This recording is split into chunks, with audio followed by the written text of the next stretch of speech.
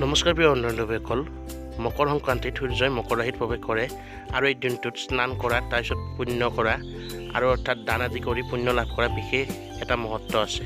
গতিকে আহক জানি লওঁ এই মকৰ সংক্ৰান্তিৰ দিনা আপোনালোকে কিদৰে স্নান কৰি শুভ ফল লাভ কৰিব। মকৰ সংক্ৰান্তিৰ দিনা পুৱাই উঠি আপোনালোকে স্নান কৰিব লাগে। এই স্নানৰ দ্বাৰা আপোনালোকে অধিক পুণ্য লাভ কৰিব। কিন্তু এই স্নানৰ কাৰণে আপোনালোকে পবিত্ৰ নদী আদিত স্নান কৰিলে বেছি শুভ ফল লাভ হয়, কিন্তু সকলোৰে কাৰণে এয়া সম্ভৱ নহয়। গতিকে আপুনি ঘৰতে এটা বাল্টিত গংগাজল অলপ মিহলি কৰি আৰু তাৰ লগত এটা তুলসী পাত দিব। তাৰপিছত মা গংগাক মনতে প্ৰাৰ্থনা কৰি সেই পানীৰে গা ধুব। এনে কৰিলে আপুনি গংগাজলত স্নান কৰা সমানে পবিত্ৰ ফল লাভ কৰিব।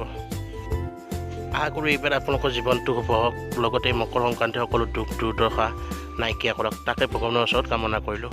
যদি এই ভিডিঅ'টো ভাল পালে লাইক কমেণ্ট শ্বেয়াৰ কৰি দিব আৰু সদায় এইদৰে এষ্ট্ৰলজি বিষয়ক ভিডিঅ' পাই থাকিবলৈ আমাৰ চেনেলটোতে জড়িত হ'বলৈ চেনেলটো ছাবস্ক্ৰাইব কৰি দিব নাপাহৰিব। ধন্যবাদ।